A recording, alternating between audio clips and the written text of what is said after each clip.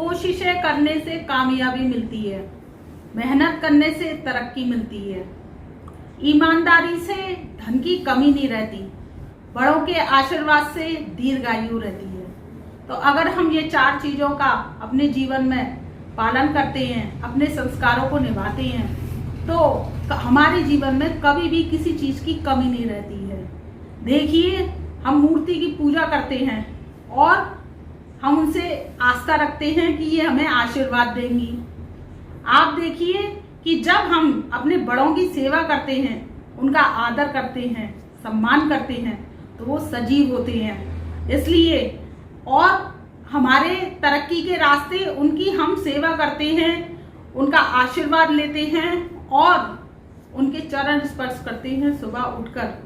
तो देखिए, जीवन में तरक्की होती है, पैसे रुपये की कभी कमी नहीं होती, क्योंकि बड़े बुजुर्ग, हमारे जो बड़े बुजुर्ग होते हैं, उनके ऊपर लक्ष्मी का वास होता है। तभी हमारे बड़े बुजुर्गों का हमें आदर करना चाहिए, सम्मान करना चाहिए और उनसे सुबह उठकर पांव हाथ लगाकर आशीर्वाद लेना चाहिए। तो हमें जीवन में किसी भी चीज की, धन की, मान की, प्रतिष्ठा की, इज्जत की कभी कमी नहीं होती है। तो इसी ध्येय वाक्य के साथ आज शुरू करते हैं अपने नए टॉपिक को। आज हम बताएंगे मित्रों, धनु राशि पर सूर्यदेव का राशि परिवर्तन। सूर्यदेव 16 जुलाई सन 2022 से राशि को परिवर्तन कर रहे हैं। तो देखिए, सूर्यदेव जब राशि को परिवर्तन करेंगे तो ये रात को 10:56 से अपना राशि परिवर्तन कर जाएंगे। ये मिथुन राशि से निकलकर कर्क राशि में प्रवेश करेंगे। तो जब ये कर्क राशि में प्रवेश करेंगे तो इनका जो कार्यकाल रहेगा, इनकी जो अवस्था रहेगी कर्क राशि में, वो 17 अगस्त सन 2022 तक रहेगी। 1 महीने का सूर्य का टाइम पीरियड होता है। तो ये 17 अगस्त तक इसी राशि में विराजमान रहेंगे। तो ये धनु राशि, धनु लगन वालों के जीवन पर क्या प्रभाव डालेंगे, इसी विषय पर आज हम चर्चा करेंगे। देखिए मित्रों कि सूर्य राज सत्ता का कारक है, सूर्य मान सम्मान का कारक है, सूर्य आत्मा का कारक है, सूर्य सरकारी पद प्रतिष्ठा का कारक है, सूर्य हमारे घर में जो पिता होते हैं उसका कारक है, सूर्य देव जो सुबह सूरज हमें निकलते हैं और हमें जगाते हैं, सृष्टि में हम उन्हें देख सकते हैं, क्योंकि 2 ही ग्रह ऐसे हैं, सूर्य और चंद्रमा, जिन्हें हम अपनी आंखों से देख सकते हैं। और उनकी जो प्रकाश है, देखिए सूर्य का तेज है, प्रकाश है, जब पृथ्वी पे आता है तो सारी वनस्पति खिल उठती है। और जो सूर्य देव हैं वो क्या करते हैं, सृष्टि में नव जीवन का निर्माण करते हैं और सृष्टि को हरा भरा रखते हैं।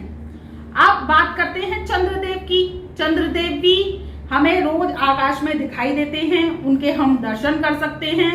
और 2 ही ग्रह ऐसे हैं पृथ्वी पर, सूर्य और चंद्रमा, जिनको हम अपनी आंखों से देख सकते हैं, उनके दर्शन कर सकते हैं। तो ये मित्रों कर्क राशि में जब प्रवेश करेंगे तो ये धनु राशि, धनु लगन वालों के अष्टम भाव में आएंगे। ये सप्तम भाव को छोड़कर, जो अभी तक सप्तम भाव मिथुन राशि में विराजमान थे, तो अब ये अष्टम भाव में आएंगे। अष्टम भाव में कर्क राशि में आएंगे तो क्या होगा कि जब अष्टम भाव में सूर्यदेव आते हैं, तो देखिए सूर्यदेव क्या है कि ये कर्क राशि का पहला नक्षत्र पुनर्वसु नक्षत्र, दूसरा नक्षत्र पुष्य नक्षत्र और तीसरा नक्षत्र अश्लेषा नक्षत्र में भ्रमण करेंगे 1 माह तक। ये कर्क राशि के नक्षत्र हैं। पुनर्वसु नक्षत्र का स्वामी होता है गुरु, पुष्य नक्षत्र के स्वामी होते हैं शनि और अश्लेषा नक्षत्र के स्वामी होते हैं बुध। तो ये इन नक्षत्रों में 1 महीने के लिए भ्रमण करेंगे। तो देखिए ये कर्क राशि में ही रहेंगे, लेकिन 27 नक्षत्र होते हैं, तो कर्क राशि के 3 नक्षत्र में ये भ्रमण काल करेंगे। तो देखिए सूर्य हमारी आत्मा का भी कारक है, हमारी आंखों का भी कारक है और सूर्य हमारे घर में पिता का कारक है। हमारे जो पिताजी हैं उनका पद प्रतिष्ठा और सम्मान घर में बड़े होते हैं और वो पिता सूर्य के समान होते हैं। क्यों?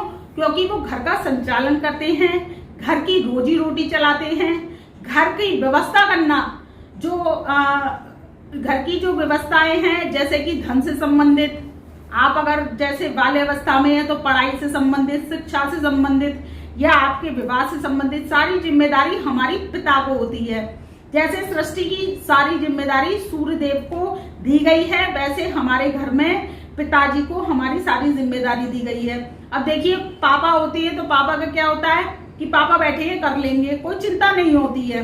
जिनके पिताजी नहीं है उनकी बात अलग है, लेकिन जिनके फादर हैं तो उनका ये समझ लीजिए कि उनके एक तरीके से बच्चों को चिंता करने की आवश्यकता नहीं होती है, क्योंकि पापा सबसे परम पिता माने गए हैं घर के। तो देखिए कि उनका आदर करना, सम्मान करना हमारा परम कर्तव्य होता है। आप अगर सुबह उठकर अपने पिताजी के पांव हाथ लगाकर आशीर्वाद लेते हैं, पैर छूते हैं, तो देखिए कि आपके जीवन में सूर्य जैसा तेज प्रकाश आएगा। तो उनके मुख से निकले हुए जो शब्द होते हैं, वाणी होती है, अगर आपके जीवन में वो फलीभूत हो गई तो आपको इस संसार में प्रगति करने से कोई नहीं रोक सकता है। तो सबसे पहले तो आप उपाय ये कीजिए कि आप अगर पुत्र हैं तो अपने पिता का सम्मान कीजिए, अपनी माता का सम्मान कीजिए, क्योंकि हमारे रिश्तों में ही सारे ग्रह छुपे होते हैं और हमारे रिश्तों में ही सारे जो कि ग्रहों की कृपा होती है वो ही छुपी होती है।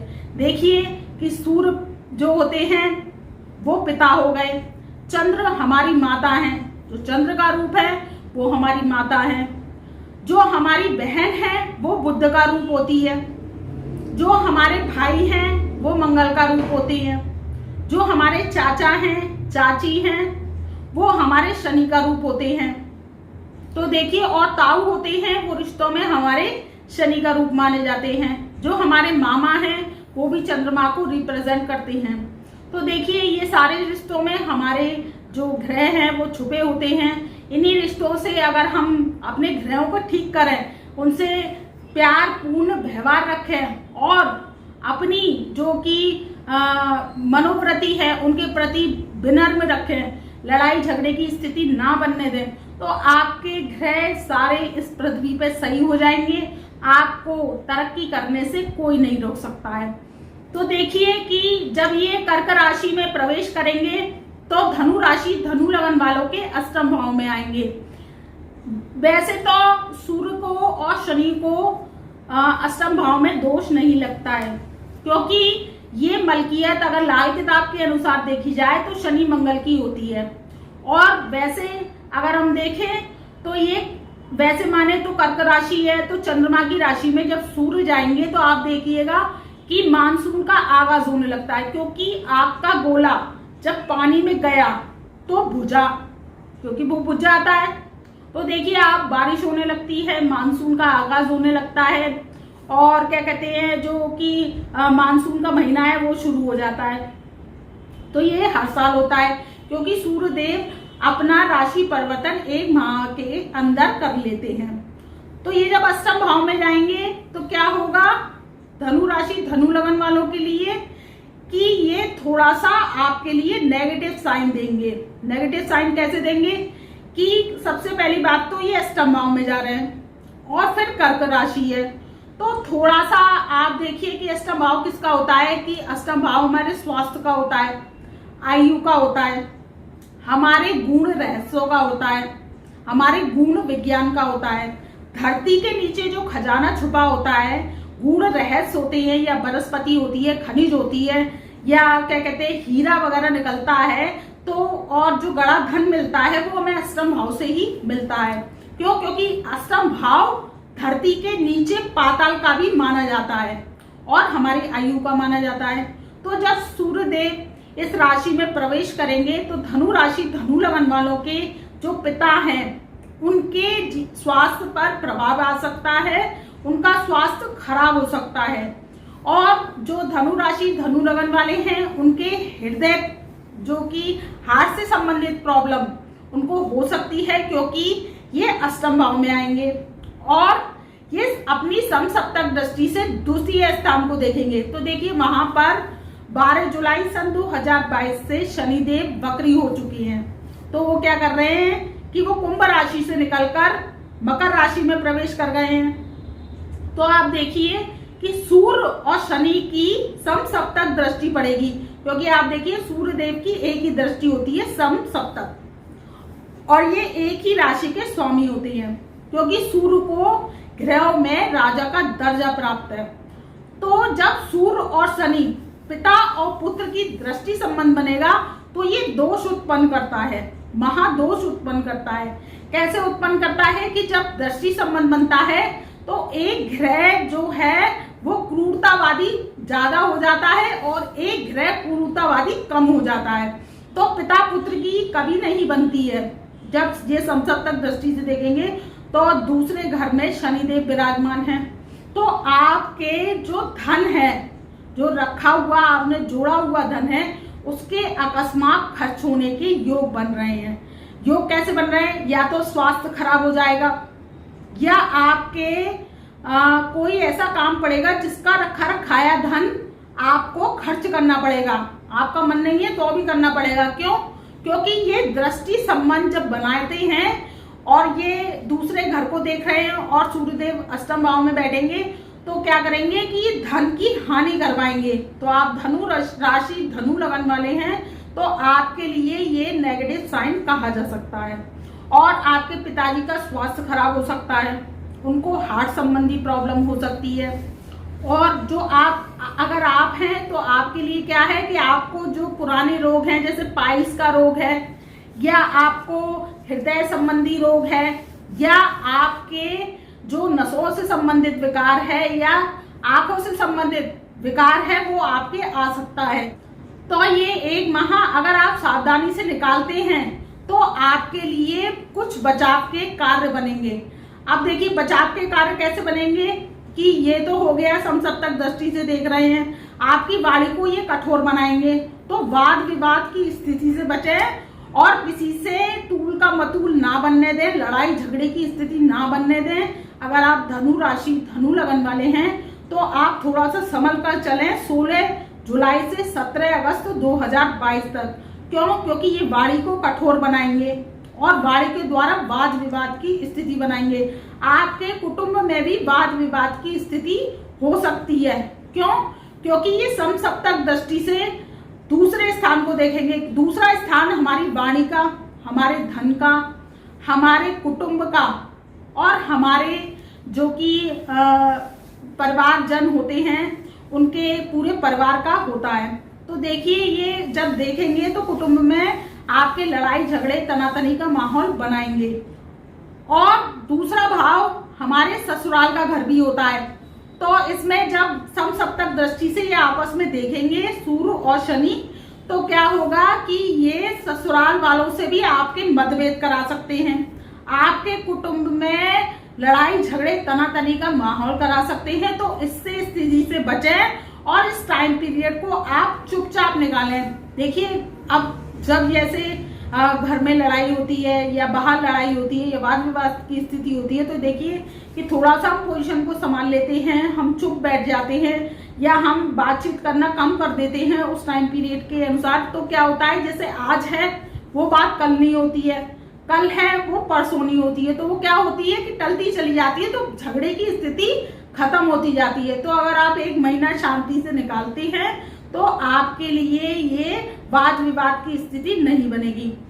अब पॉजिटिव साइन कैसे हैं? ये तो नेगेटिव साइन हो गया कि सारी चीजें जो सूर्य और शनि की दृष्टि है वो सारी चीजें खराब कर रही हैं। और अष्टम भाव में सूर्यदेव बैठ के आपकी जो पत्नी है, क्योंकि सप्तम भाव पत्नी का होता है, पति या पत्नी का, पार्टनर का, और अष्टम भाव होता है उसके सुख का, तो आपकी पत्नी से भी मतभेद हो सकते हैं, वाद विवाद की स्थिति हो सकती है, आपकी शादी है वो टूटने तक के योग बन सकते हैं। और आपकी जैसे शादी नहीं हुई है, आपने मंगनी कर ली है, तो थोड़ा सा इस टाइम पीरियड को संभाल के निकालें, वाणी को थोड़ा सा आप क्या कहते हैं मधुर रखें, जिससे ये टाइम पीरियड निकल जाएगा, फिर आपके जीवन में कोई समस्या नहीं आएगी। अब ये पॉजिटिव कैसे है? तो देखिए चौथे घर में जब देव गुरु बृहस्पति हंस महापुरुष राजयोग लगा के बैठे हुए हैं, तो आपके क्या करेंगे कि ये चौथे घर से थोड़ी सी बचाव की स्थिति कर रहे हैं। आपके बचाव की स्थिति कैसे कर रहे हैं कि धन के जो आपके आने के योग हैं वो बने रहेंगे। और आप जैसे नौकरी कर रहे हैं तो नौकरी में आप क्या करिए कि जैसे वाद विवाद की स्थिति बनती है या आपके जो बॉस हैं उनसे लड़ाई झगड़े की स्थिति बनती है तो उसको टालें। क्योंकि सूर्य राज सत्ता के भी कारक है, सूर्य नौकरी के भी कारक हैं, चाहे प्राइवेट हो या सरकारी हो।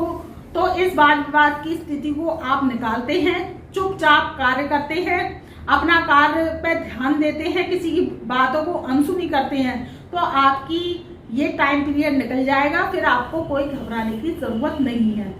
हम अगर कहें कि देखा जाए कि सूर्यदेव कर्क राशि में आते हैं तो देखिए ये बीमारी को भी बढ़ावा देते हैं। बीमारी कैसे कि वायरल बुखार हो जाता है, आपने देखा होगा बरसात के दिनों में। क्योंकि जब आपका गोला पानी में जाता है तो वो क्या होता है, भुज जाता है, और भुजने के बाद क्या होता है कि वो पॉल्यूशन फैलाता है, प्रदूषण फैलाता है। क्योंकि सूर्य तेज प्रताप कारक है और कर्क राशि चंद्रमा की राशि है और जलचर राशि है। तो कोई भी ग्रह, चाहे सूर्य देव हो चाहे मंगल देव हो, जो भी अग्नि तत्व के ग्रह होते हैं वो जलचर राशि में जाते हैं तो क्या होता है कि प्रदूषण की स्थिति को फैलाते हैं और जो पृथ्वी पे रोग है वो बढ़ जाते हैं। अब रोग कैसे कि जैसे कि देखिए कि बरसात के दिनों में आंखें आ जाती हैं, आई साइट की प्रॉब्लम होने लगती है, रैशेज हो जाती हैं, खुजली हो जाती है। तो इस तरीके की ये बीमारी फैलाते हैं, वायरल बुखार हो जाता है। तो ये क्या होता है कि ये जब जलचर राशि में जो अग्नि तत्व के ग्रह आते हैं तो इस कारणवश ये होता है। आप अगर इस टाइम पीरियड को धनु राशि धनु लगन वाले हैं, इस टाइम पीरियड को शांति पूर्वक निकाल देंगे तो आपके लिए ये 1 महीना शुभ रहेगा और आपको जो 1 महीने की प्रॉब्लम है वो नहीं सताएगी। बस इसमें देव गुरु बृहस्पति आपको धन की कमी नहीं होने देंगे, आपके कार्यों में व्यवधान नहीं आने देंगे। तो इस बात का ध्यान रखिए कि आप अपने जीवन के कार्यकाल के कर्मों को करते जाइए और आगे बढ़ते जाइए। ये था धनु राशि धनु लगन वालों के लिए सूर्य देव का राशि परिवर्तन। तो मैं मित्रों अपनी वाणी को यही विराम देती हूँ। तब तक के लिए मेरा प्यार भरा नमस्कार।